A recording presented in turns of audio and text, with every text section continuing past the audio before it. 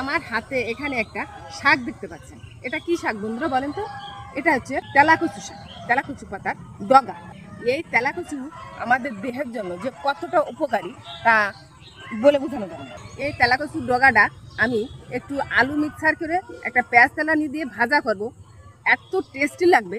তাছাড়া এর উপকার যে কত, এই তেলাকুচু পাতায় ডায়াবেটিস, জন্ডিস, রক্ত আম এই ক্ষেত্রে যে কত উপকারী। তাছাড়া এই যে পিত্তথলিতে পাথর বসে অনেকের, এই পাথর থেকেও নিরাময় করতে পারে এই তেলাকুচুর ডগা।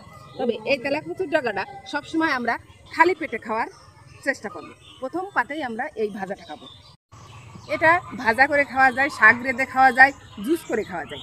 এই রস খালি পেটে খেলে অনেক উপকার।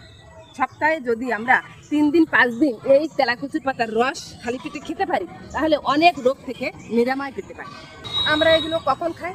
যখন দেখছি আমার একটা সমস্যা হয়ে গেছে, ডাক্তার বললো তখন খাবো। তা কেন?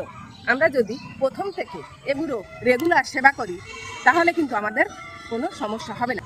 আসুন আমরা শরীরকে সুস্থ রাখতে প্রকৃতির এই নির্ভেজাল উপাদানগুলো সেবন করি।